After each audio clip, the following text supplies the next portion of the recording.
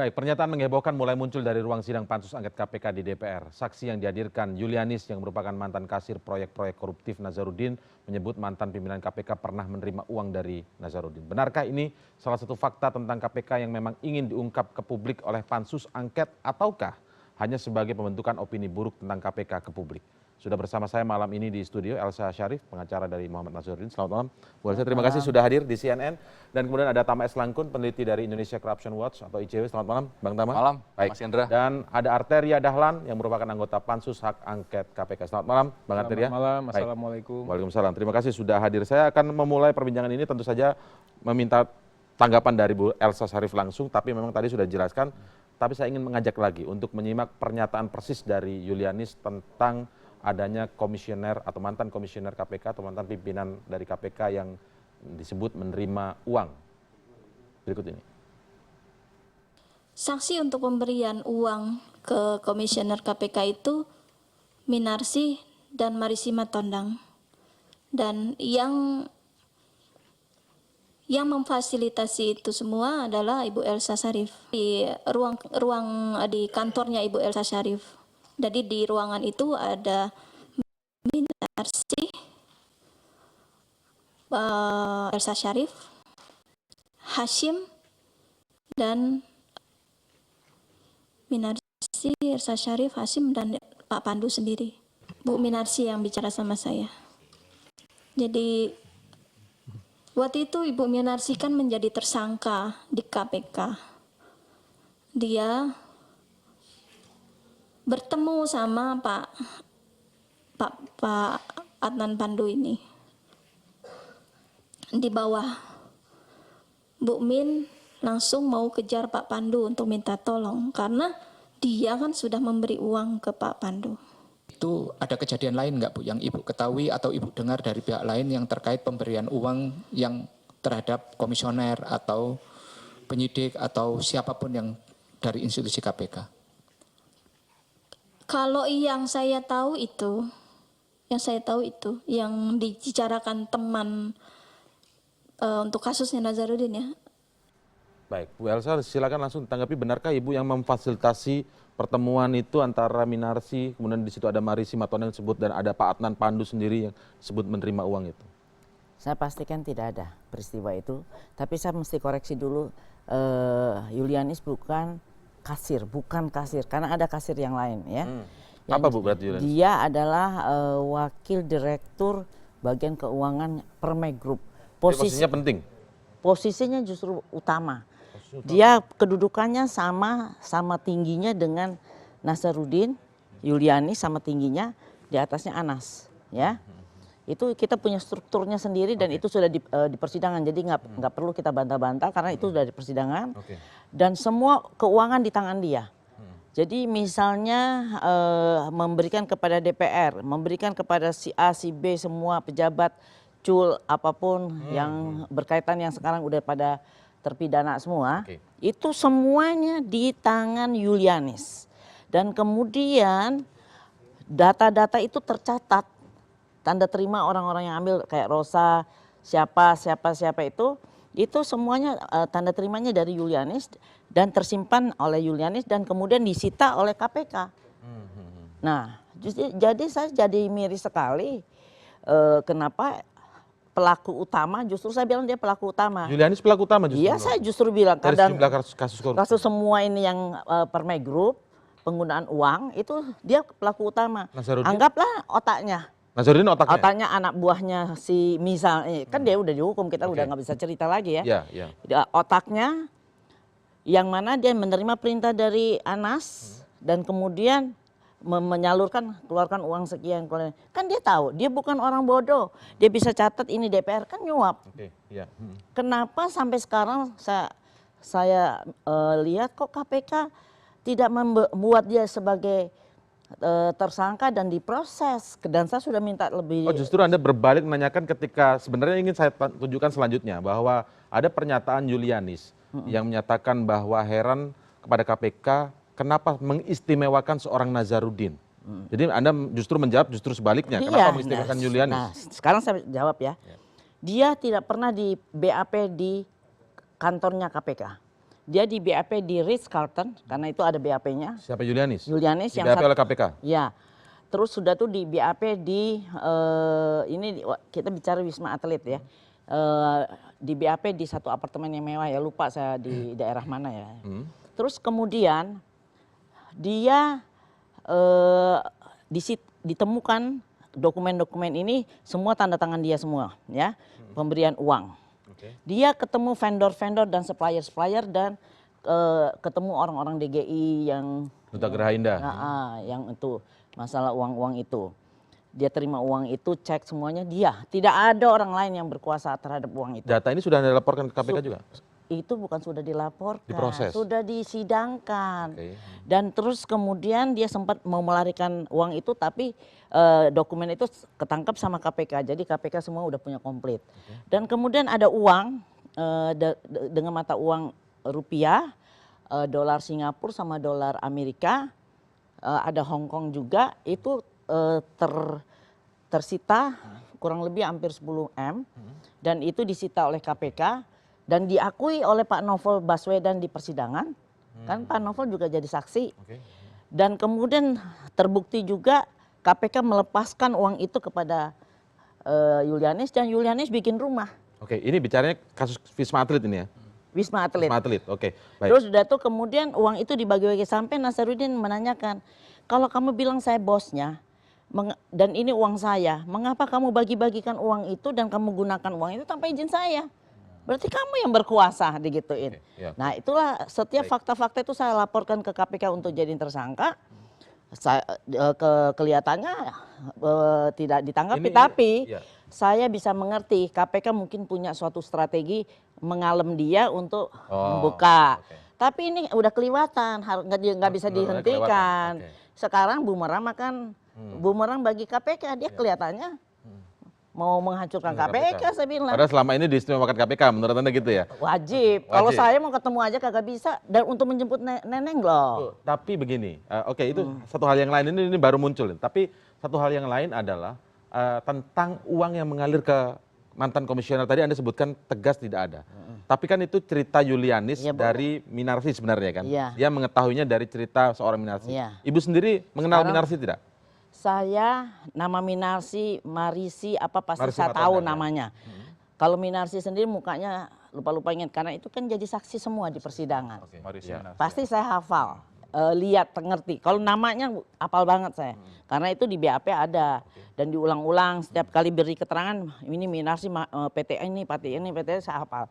Marisi Matondang saya pernah juga ketemu itu di persidangan, dia bawa makanan untuk siapa Nasaruddin Segarupa. Nah sekarang saya ngapain terlalu heboh untuk bantah-bantah. Kita nggak usah ngomong uangnya aja ya. Kita bicara KPK punya data tentang sebagai komisioner Pak Pandu itu pernah keluar nggak? Terus ketemu saya. Terus lihat aja di teleponnya, pernah nggak saya hubungi Pak Pandu tuh untuk ketemu? Ketemu. Itu aja. Maksudnya mekanisme komisioner bertemu orang lain tuh nggak akan semudah itu maksudnya? Bukan nggak bisa. Nggak bisa. Mau ketemu resmi aja saya sendiri sebagai advokat. Kadang-kadang merasa terhina. Saya bilang kita kan sama-sama dibentuk undang-undang. Harusnya saya ketemu untuk membicarakan kasus walaupun masalah teknis seperti jemput neneng itu kan sah-sah aja. Buktinya kan KPK jemput juga Nasaruddin di mana tuh di Amerika Latin. Nah saya mau jemput karena dia punya paspor udah dicabut. Dia punya anak 3 kan bareng-bareng jemput, kasihan. Nah sampai si neneng itu sampai dibantu orang Malaysia, juga akhirnya orang Malaysia dihukum 7 tahun itu naik apa tuh kapal-kapal yang membahayakan dengan TKI ilegal. Masuklah di Batam. Terus udah tuh pulang ke rumah, terus baru ditangkap. Padahal saya sebetulnya mau menyerahkan kepada KPK. Baik. Jadi intinya tidak ada pertemuan aja nggak ada. Pertemuan itu nggak ada, apalagi menyebut nama ibu itu Anda tidak mengetahui sama sekali. Itu nggak ada itu ya. Ada. Oke, nanti kita akan ke Bang Arteria, tapi kita jeda dulu ya Bang Arteria. Tetaplah di CNN Indonesia Prime News.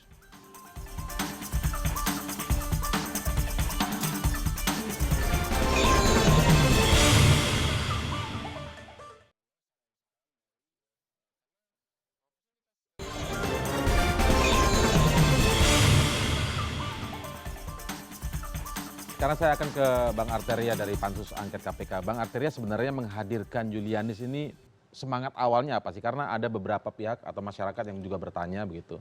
Tidak semuanya, ini sebagian ya. Kenapa yang dihadirkan para terpidana, kemudian yang didatangi waktu itu di Sukamiskin, kita lihat tadi ada gambar Bang Arteria juga di Sukamiskin, itu juga para terpidana di sana. Kemudian dihadirkan terpidana kemarin Mukhtar Effendi. Lalu Yulianis yang kemudian cerita banyak hal seolah kemudian akhirnya sebagian orang menganggap ini menjadi sebuah opini publik. Dan kemudian justru dibantah oleh Bu Elsa. Apa sebenarnya semangat menghadirkan Yulianis ini kalau tujuannya kemudian korelasinya di mana? Kalau tujuannya Ya, pertama saya juga ingin mengkritisi sedikit topik hari ini serbuan tudingan ke KPK dari Senayan. Kan kami sama sekali tidak pernah melakukan tudingan. Yang kami lakukan adalah proses ketatanegaraan ini. Penyelidikan hak angket yang justru harusnya menjadi pembelajaran bagi semua pihak. DPR memanggil orang dipertontonkan. Nggak pakai rahasia-rahasia. Jangankan kuasa hukum. Orang yang nggak ngerti hukum pun kita buka matanya lebar-lebar. Dan kami lakukan itu dengan sumpah. Jadi barang siapa yang melakukan pemalsuan, ya, memalsu keterangan atau melakukan kebohongan, sederhana saja, ada sanksi hukumnya. Bisa 7 tahun, kalau dalam persidangan 9 tahun, Bu Elsa juga tahu. Dan mereka yang kita hadirkan itu sudah mempersiapkan ya, dalil, tidak hanya dalil, tapi juga bukti-bukti dan saksi-saksi, serta bersedia untuk dikonfrontir.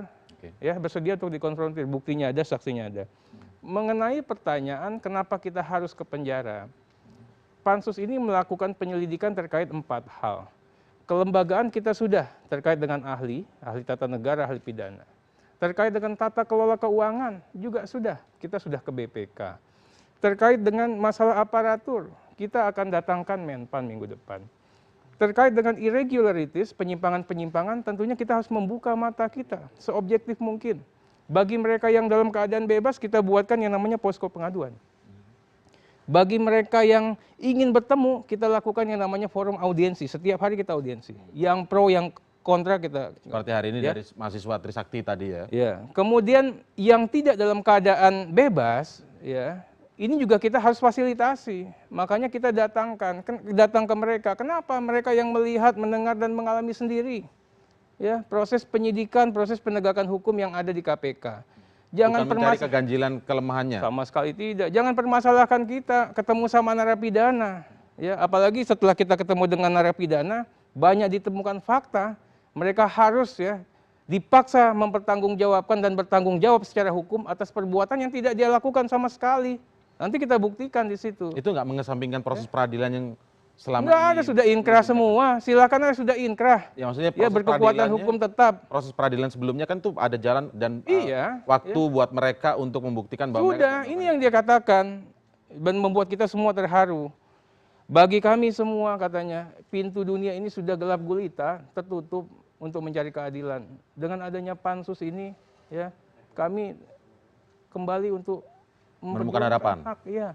Luar biasa ini saya katakan. Waduh, kalau Mas ada di sana, bagaimana suasana kebatinan orang mencari keadilan, ya seperti itu.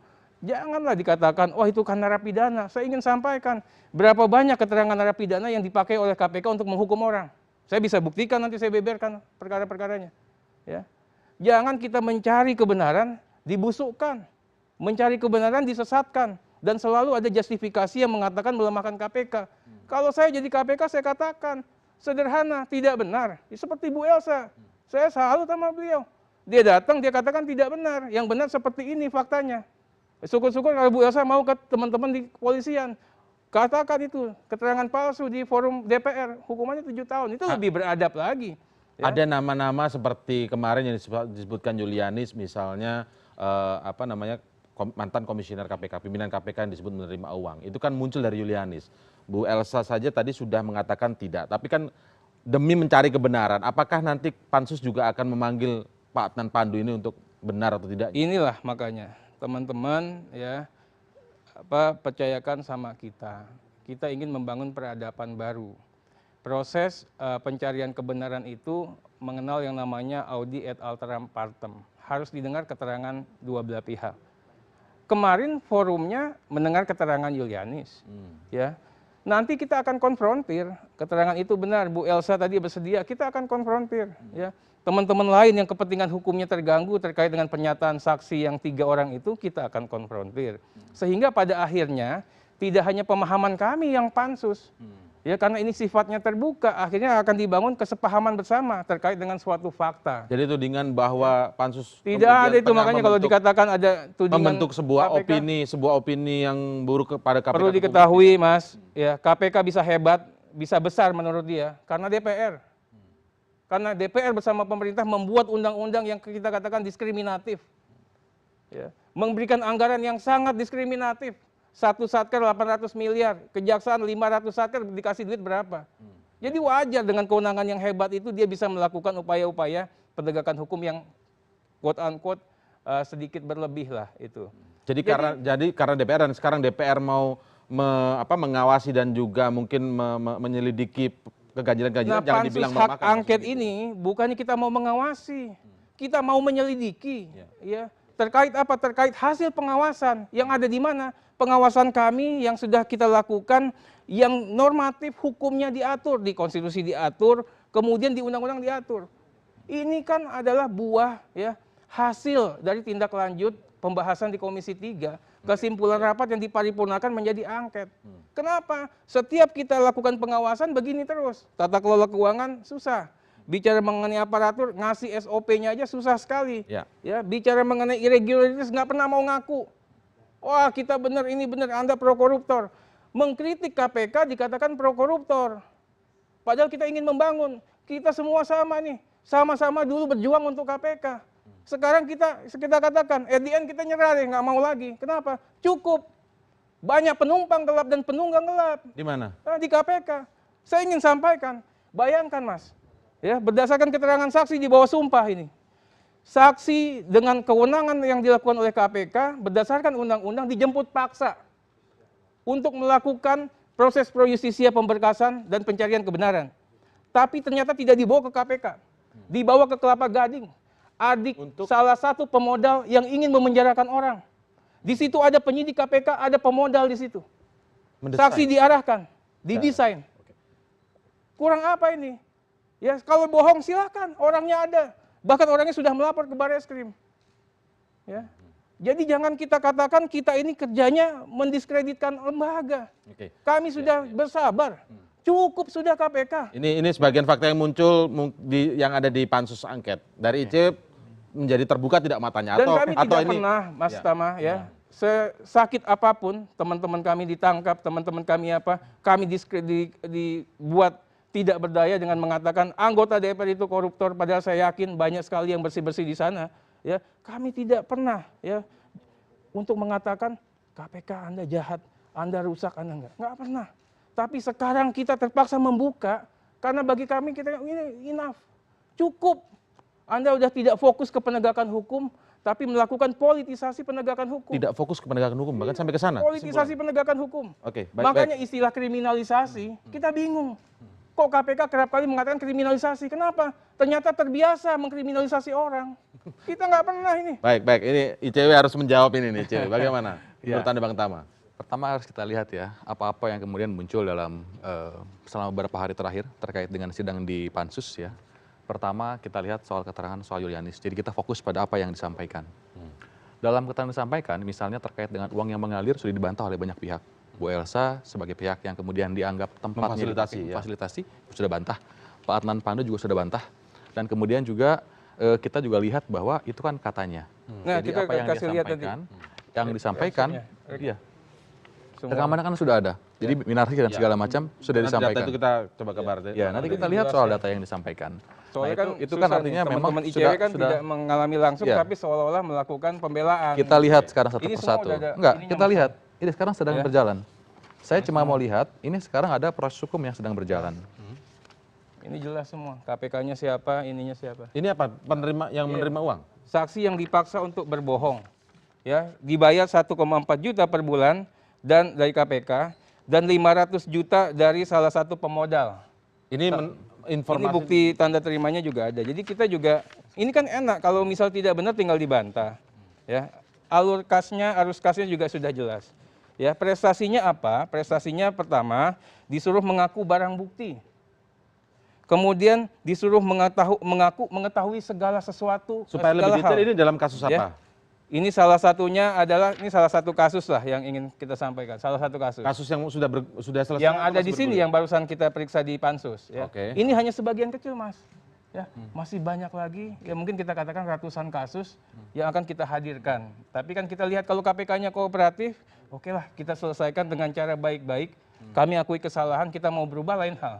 Tapi kalau misalnya masih ngotot juga, kita akan hadirkan Oke, kasus-kasus kita berikutnya. dengarkan Satu Ice ya. udah dulu. Ya. Bang Tentu Tawan. tadi misalnya keterangan Yulianis, kan pertanyaannya begini, apakah perkara yang berhubungan dengan Wisma Atlet dan Hambalang sudah selesai?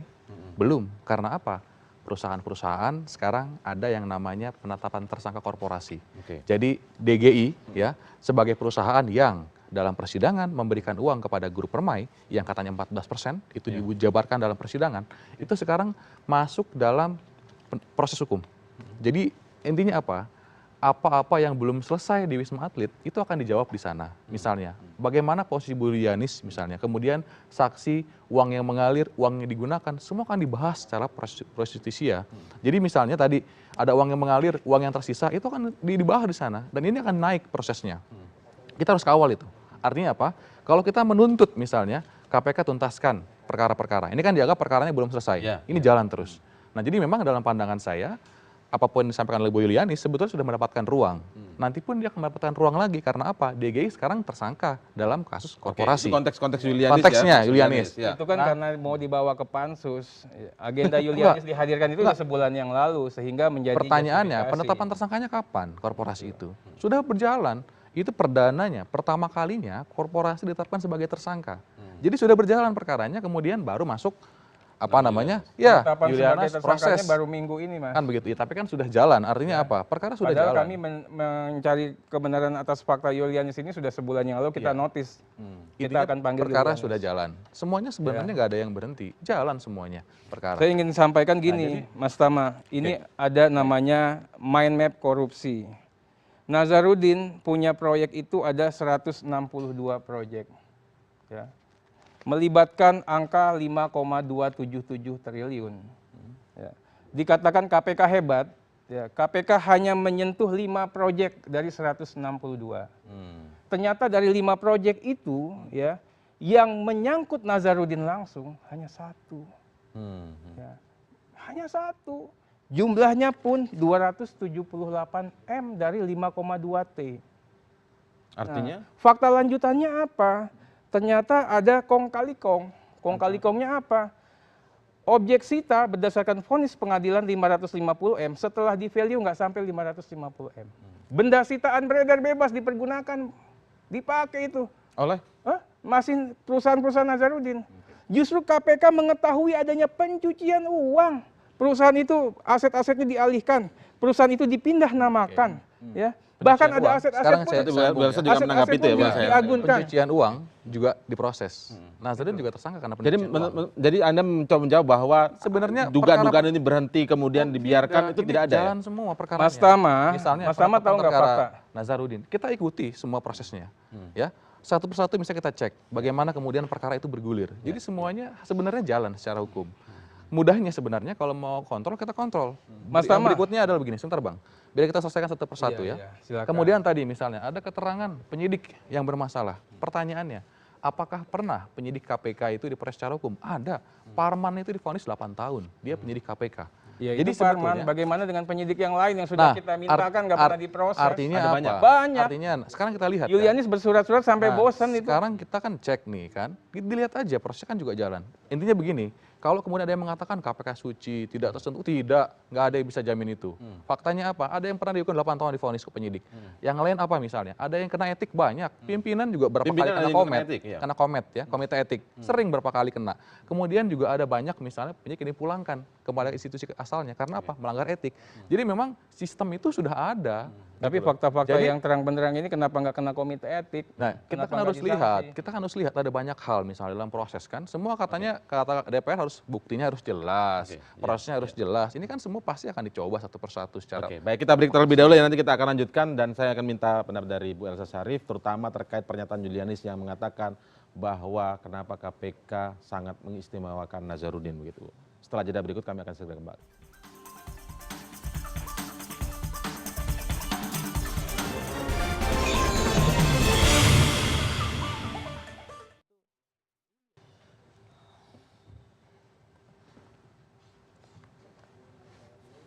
Berapa segmen lagi?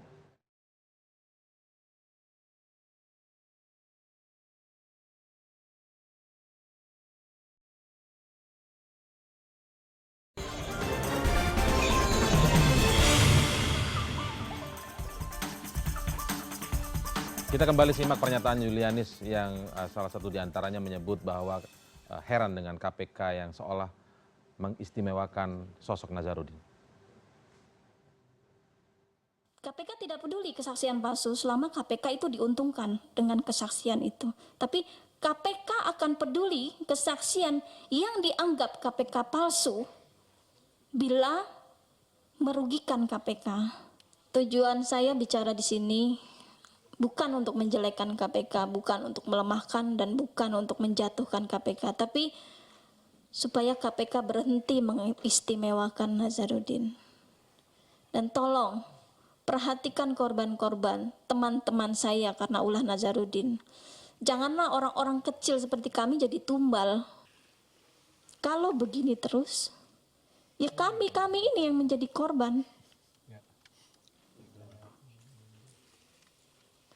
Tidak layak kami ini dipenjara sampai 14,5 tahun, disuruh bayar denda sampai bermiliar-miliar.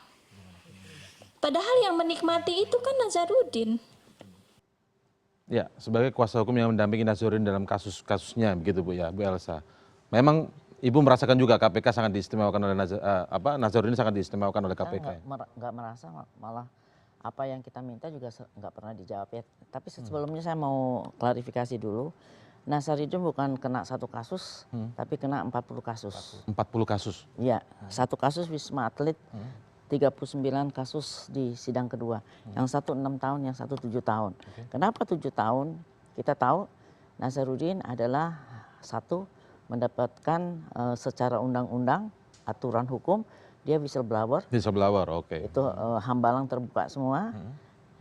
Dua, termasuk EKTP. Ya. Itu perjuangan. Dia whistleblower juga di situ. Perjuangan, ya whistleblower. Perjuangan saya juga tahu. Saya bagaimana saya bicara di DPR, didampingi sama Pak Agun apa? Gunanjar. Dan waktu itu saya udah hopeless, pasti nggak diproses karena kasus IKTP ini. Ternyata kan jalan. Itu Nazarudin, ya. Jadi kita harus akui dong.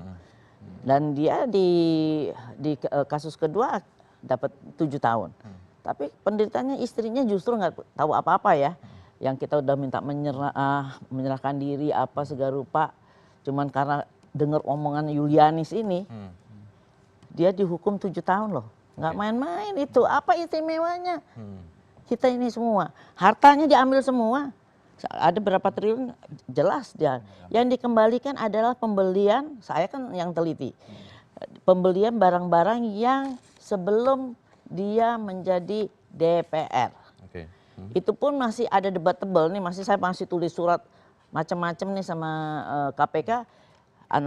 Ada yang masih diblokir, masih belum dilepas-lepas. Jadi kalau istimewa gampang dong, mau ketemu aja saya udah males lama di KPK, mau ketemu aja mau bicara pasti nggak diterima. Jadi kita pakai surat-suratan aja. Terus tapi nanti kalau itu anak buah saya langsung jelasin ini barangnya nih tahunnya ininya. Padahal di persidangan udah jelas, tapi masih belum dibuka juga. Jadi semua yang karena malah kan semua yang hasil 2000 bukan hasil Permai Group aja. Yang diperoleh tahun 2001 walaupun sebetulnya uang yang kita aliran dananya tidak dari Permai Group, ternyata diblokir juga, diambil, dirampas negara. Jadi sebetulnya nggak ada istimewa, malah kita juga ada banyak. Anda apa yang dilakukan Julianis dengan menyebut Nazarudin istimewakan KPK, kemudian menyerang KPK dan lain sebagainya? Menurut Anda? Saya udah tahu, walaupun saya nggak mau bicara di publik.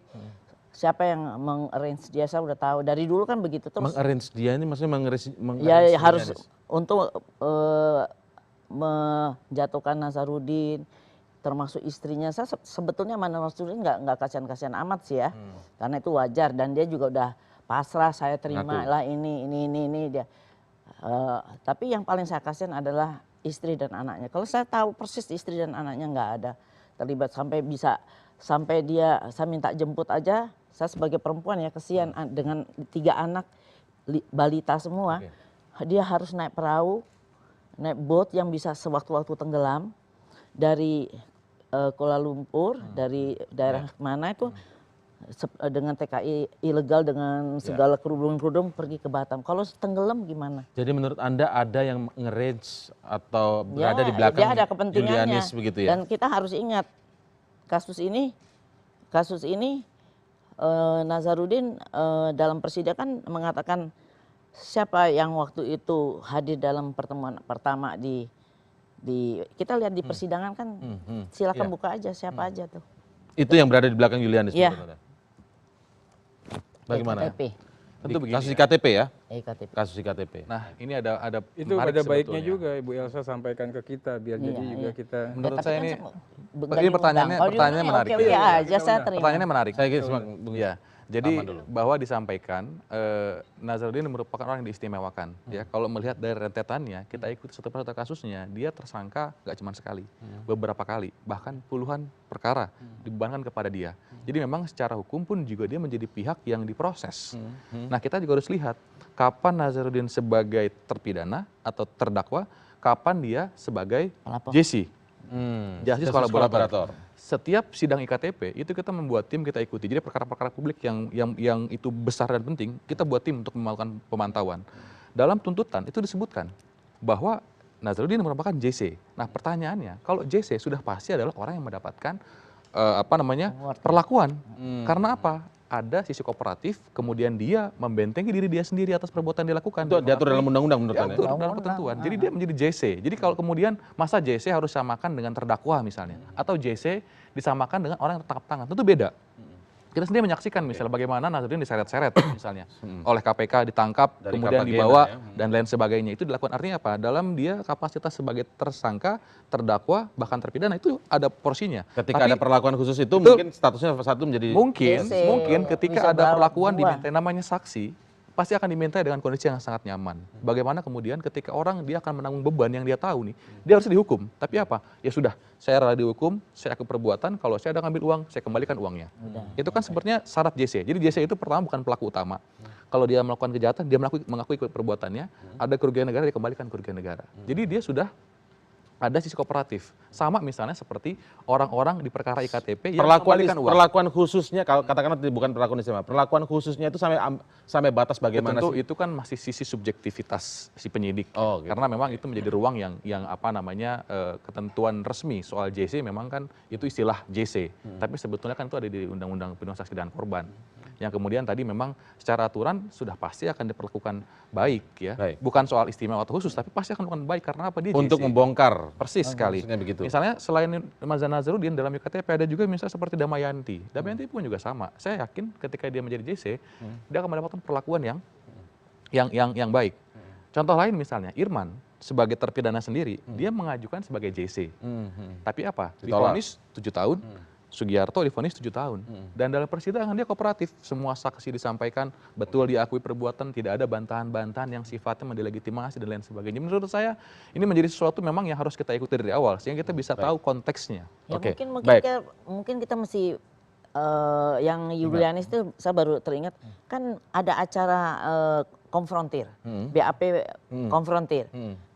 Mungkin yang dimaksud Julianis itu dalam rangka konfrontir itu. Kan Yang diistimewakan maksudnya? Bukan yang dia bilang diistimewa bisa ngatur-ngatur, bukan ngatur-ngatur. Itu mungkin penyidik manggil, dikonfrontir karena keterangan ini berbeda dikonfrontir. Nazarudin sama itu. Mungkin itu cerita dia maksudnya seperti itu. Baik, tapi dari dia manipulasi seolah-olah Nazarudin ini ngatur-ngatur BAP, ya bisa aja. dari Karena Pansus ada sendiri BAP mendapatkan konfrontir. cerita tentang apa lebih jauh tentang dari Ya, Julianis saya bahwa mau ada istimewanya klarifikasi. Pertama, Nazarudin. dari pernyataannya Ibu Elsa yang mengatakan harusnya si Julianis itu TSK. Iya. Bu Elsa, Julianis itu sudah untuk kesekian kalinya meminta dijadikan tersangka, bebaskan teman-teman saya. Karena yang harusnya bertanggung jawab itu adalah saya. KPK tangkap saya, tersangkakan saya, tapi tidak dilakukan. Saya nggak tahu. Ini fakta. Saya udah bikin surat Bahkan loh ke melakukan KPK juga. perbuatan-perbuatan yang annoying. Dia nge-tweet dengan bahasa yang sangat vulgar dan kasar kepada KPK. KPK diemin aja. Oh, Ya. iya. Nah kemudian berikutnya, ini juga fakta. Bu. Kenapa KPK mendiamkan aja? Kita tahan dulu Bang ya, kita lanjutkan Ya. setelah jeda. Tetaplah di CNN Indonesia Prime News.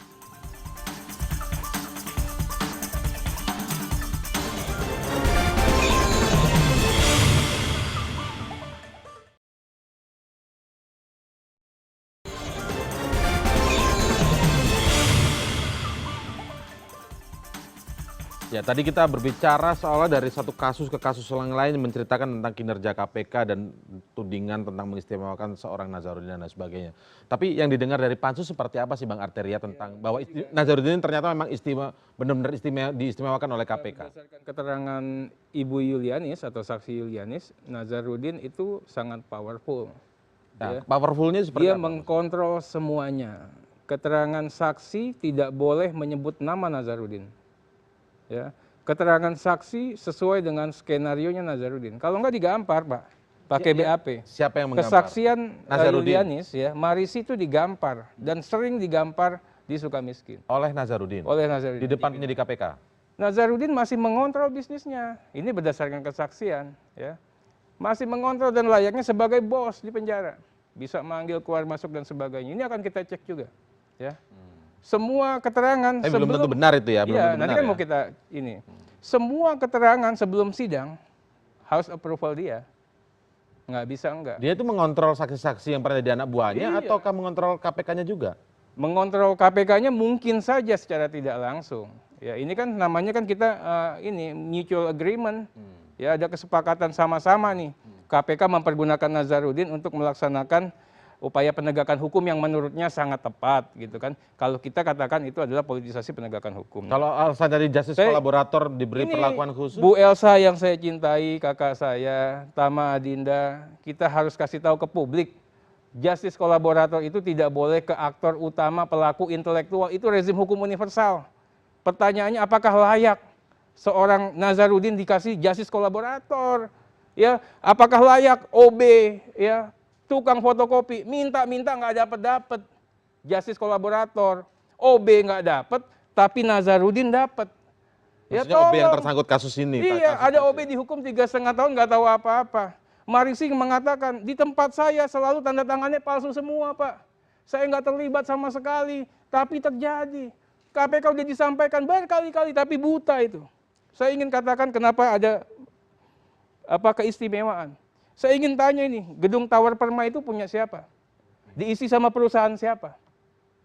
Begitu ditweet sama si Yulianis, ya, baru KPK matikan lampunya. Pindah ke gedung sebelah di Tebet. Itu punya siapa? Itu objek sitaan bukan? Ya, bicara mengenai pabrik kelapa sawit 2.500 hektar, kok dikembalikan? Mengenai apartemen, kok dikembalikan? Mengenai harta-harta yang lain, objek sita bisa nggak jadi agunan di bank? Kok pembelian truknya nggak dijadikan sitaan lagi? Ya tolonglah, ya. Penasihat hukum juga harus terbuka ini. Kasih tahu katanya nggak ada keistimewaan. Kami melihat berdasarkan keterangan di sini ada keistimewaan. Ya, lain hal kalau perspektifnya mengatakan itu. Mudah-mudahan Adinda juga bisa melihat itu. Dan saya akan kasih nih bahan kalau Adinda minta secara resmi biar kita bisa juga melakukan ya pencermatan lebih mendalam. Apakah layak BAP begini modelnya? Saya nggak mau diperiksa. Itu kata Yulianis. Itu yang ngomong saya nggak mau Bisa diperiksa begitu. Yang Yulianis tuh bisa bilang saya nggak mau. Yulianis bisa memaki orang, memaki KPK yang kita semua takut sama KPK, sama dia dimaki, dicela-cela. Oke, baik, iya. Ya, Ini tentu BAP di hotel gimana? Equality before the law. Ya tolonglah ini kita ingin sampaikan. ada banyak proses yang sekarang sedang berjalan. Ya, tadi saya sudah katakan di awal ada kasus DGI yang itu korporasi, yang tentu saja bicara uang kemana-mana. Dan kita harus kejar terus itu. Maksudnya jangan khawatir itu tidak Ya, mungkin pasti tidak akan terungkap kelihatan ya, di pasti fakta terungkap. persidangan. Oke, baik. Kemudian juga kita juga harus lihat posisinya. Dalam perkara IKTP misalnya, kan kelihatan misalnya. Dalam persidangan banyak yang disampaikan itu terbukti dan teruji. Oke. Bahkan misalnya soal kerugian negara. Hakim tidak bantah tuh 2,3 triliun IKTP.